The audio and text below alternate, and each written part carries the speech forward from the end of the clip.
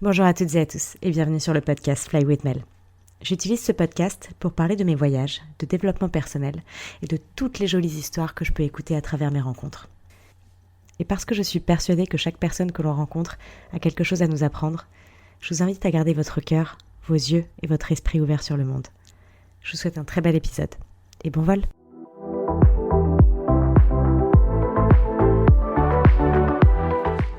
Bonjour à toutes et à tous. Alors j'avais envie de faire un podcast solo depuis ma petite chambre à Bali. Il est 5 heures du matin, je me suis réveillée il y a déjà 1 heure parce qu'en fait, depuis que je suis arrivée à Bali, je prends énormément soin de moi, je prends du temps pour me reposer et hier, je suis tombée en plein sommeil à 7h30 du soir et je peux vous dire que je me suis levée à 4 heures mais fraîche quoi, fraîche et ça fait 1 heure que je rumine un petit peu dans mon lit, j'ai fait de la méditation, de la respiration, j'ai pris du temps pour moi et là je vous dis ça mais il y a des années de ça je faisais pas du tout ça.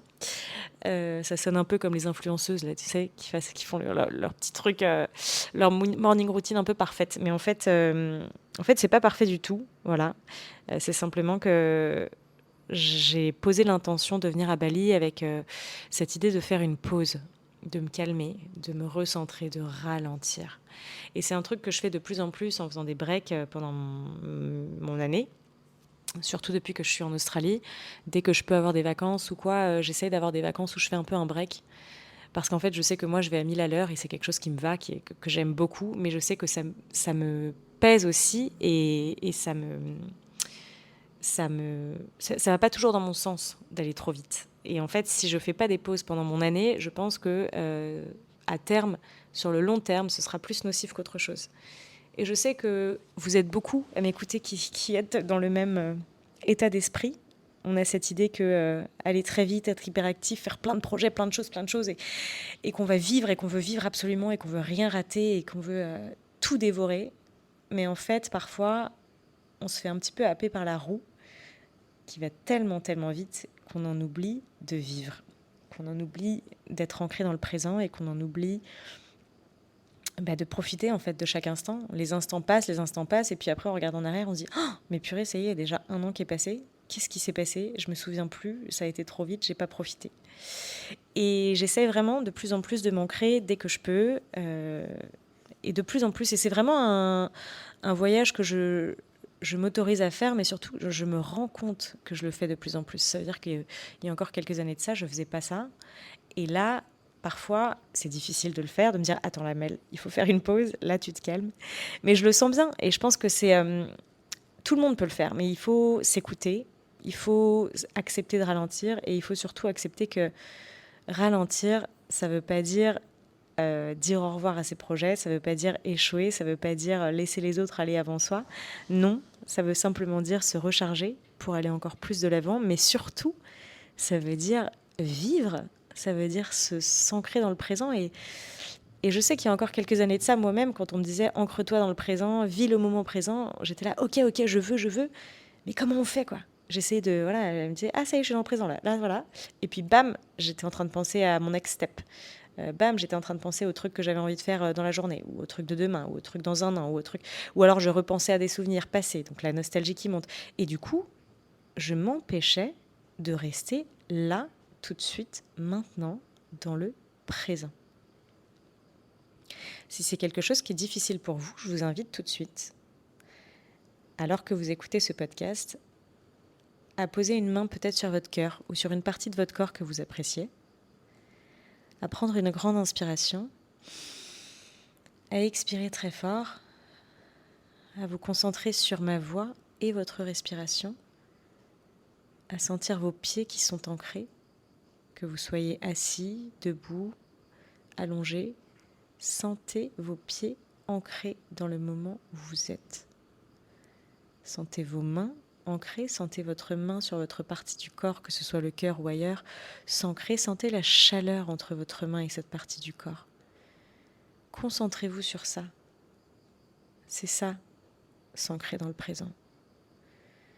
Ça veut d'abord dire savoir exactement où on est, ressentir son corps, ressentir sa respiration, se permettre de faire une pause, se permettre de respirer, de sourire peut-être, si ça va bien, de se rappeler que là, tout de suite, maintenant, en écoutant ce podcast, tout va bien. Et c'est important de faire ces petits rappels comme ça, parce que parfois on est tellement happé par la vie et par toutes les choses qu'on a dans sa tête, l'angoisse, l'anxiété, que du coup on oublie que là, tout de suite, maintenant, on respire, on est en vie, tout va bien. Il y aura toujours des solutions aux problèmes qu'on a. Il y aura toujours des choses qu'on pourra faire. Il s'agit de se faire confiance. Parce que si vous en êtes là où vous en êtes aujourd'hui, c'est bien que vous avez réussi à surmonter pas mal d'étapes dans votre vie, pas mal de montagnes, pas mal de moments difficiles. Et il y en aura d'autres, parce que c'est la vie, c'est comme ça. Mais faites-vous confiance. Rappelez-vous toutes les belles choses que vous avez déjà accomplies. Rappelez-vous toutes les batailles que vous avez surmontées. Rappelez-vous tout ça. Et à mesure que je vous parle, je souris parce que je suis allongée là dans mon lit à baldaquin à Bali, avec des moustiques autour de moi. Mais je souris parce que, en même temps que je vous raconte ça, je me rends compte que moi-même, j'ai surmonté beaucoup de choses. Énormément de choses. Ce sera pour un autre podcast. Mais je souris parce que je réalise là où j'en suis et je vous invite à faire pareil. Là, tout de suite maintenant, je me suis permis de me faire des vacances, une pause toute seule en solo à Bali.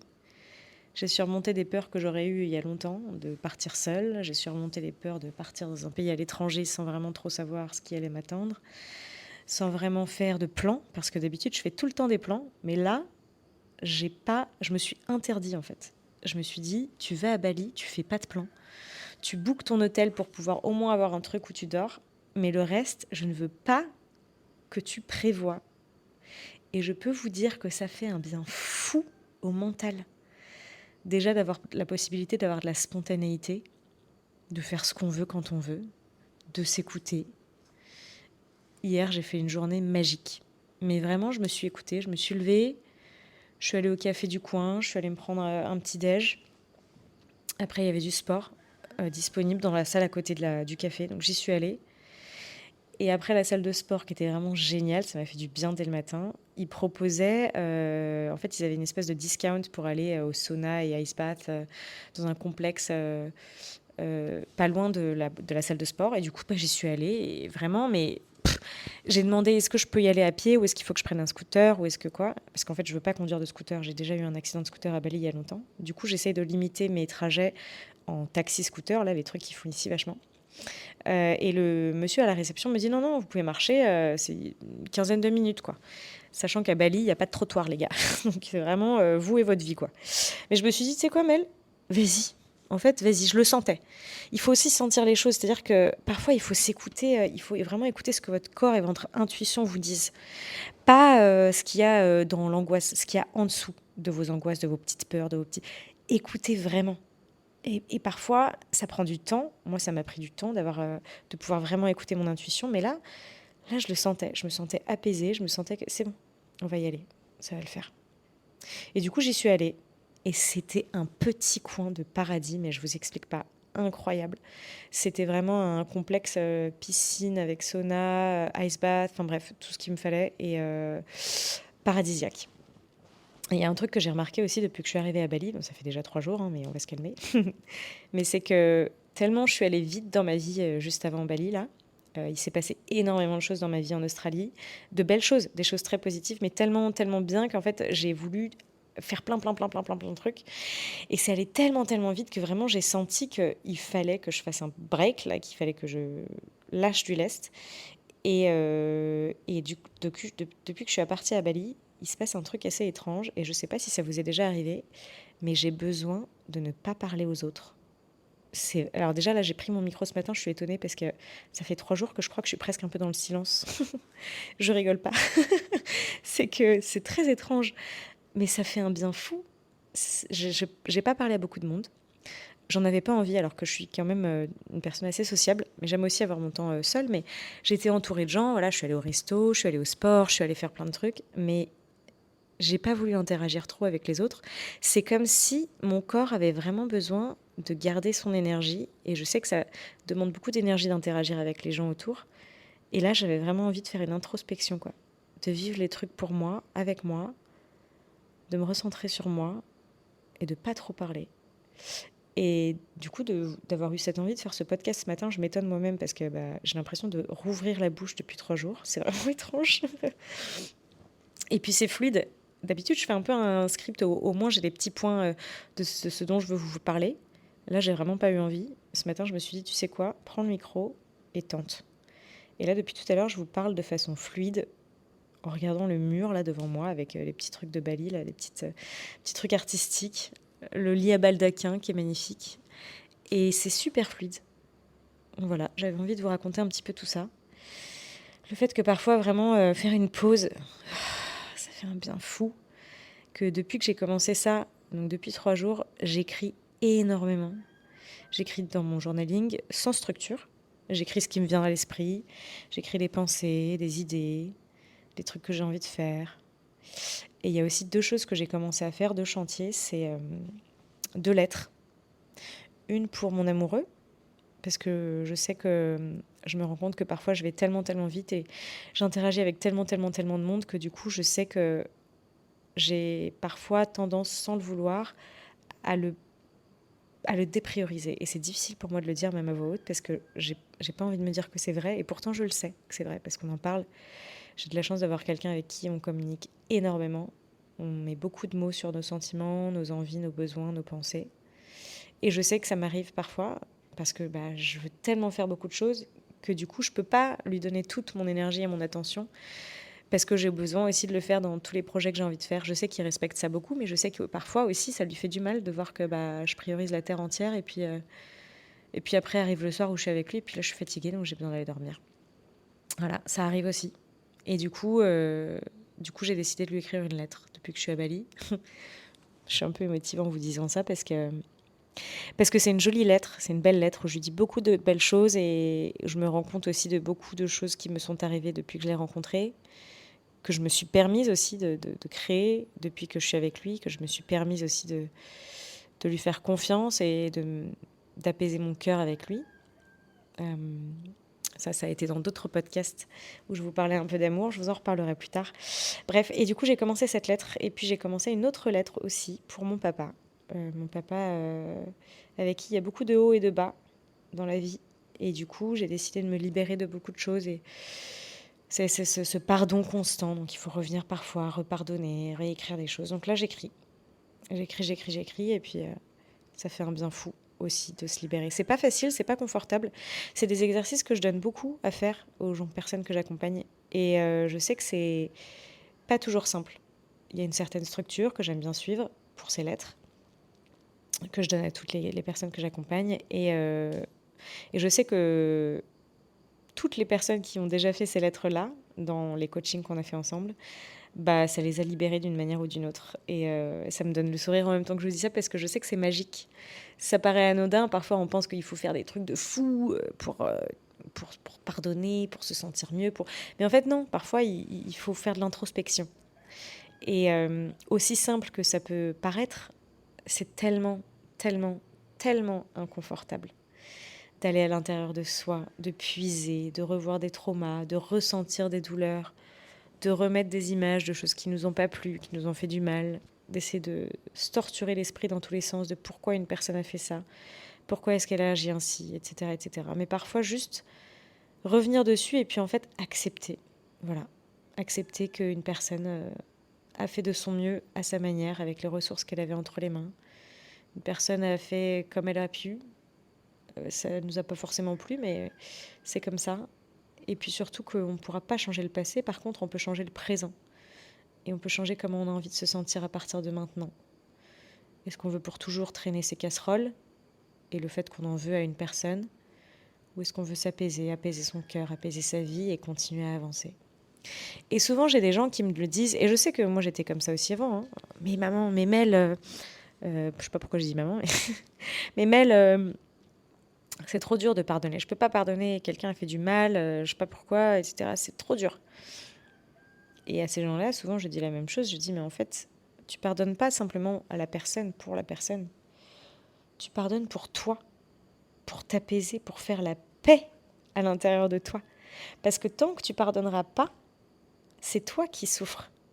C'est toi qui traînes des casseroles, c'est toi qui te fais du mal, c'est toi qui vis de l'anxiété, c'est toi qui vis tout ça. Est-ce que tu as envie, toi, de souffrir pour quelque chose que tu n'as pas fait et pour souffrir pour quelqu'un qui peut-être même vit très bien, tu vois. Parfois, les gens qui vous ont fait du mal vivent leur meilleure vie. Ils sont peut-être même parfois même pas conscients du mal qu'ils vous ont causé parce que vous en avez jamais parlé, je ne sais pas. Ou alors ils continuent leur vie parce que eux ils voient les choses différemment, ils ont une autre perspective sur les choses, mais du coup c'est vous qui vous faites du mal. En tout cas, si vous avez ces soucis de pardon ou quoi que ce soit, n'hésitez pas à prendre contact avec moi, notamment via mon site internet flywithmel.com ou sur mon compte Instagram @fly-with-mel. Puisque du coup je coach et je prends les coachings, les accompagnements quand vous voulez. Et je parle beaucoup du pardon, notamment parce que moi j'ai eu cette phase de pardon qui m'a valu de trouver l'amour, qui m'a valu de me sentir mieux dans ma vie, dans mes baskets, qui m'a valu de guérir, qui m'a valu beaucoup de choses. Et du coup je crois beaucoup au pardon et à se libérer et à tirer la paix. Voilà. Je vous ai fait 15 petites minutes de podcast. J'espère que ça vous aura fait du bien. Je pense que j'en referai d'autres là d'ici la fin de mon aventure à Bali. J'ai envie de vous parler de plein d'autres choses. Et j'espère que ça vous apaisera autant que ça m'apaise moi de vous partager tout ça. Très belle journée à vous si vous la commencez, soirée si vous la commencez, ou autre chose. Très bon moment. À bientôt. Si vous avez aimé cet épisode, n'hésitez pas à le partager avec quelqu'un qui aurait besoin d'entendre ces mots. Vous pouvez également me donner un énorme coup de pouce en vous abonnant à ma chaîne ou en laissant un commentaire sous ce podcast.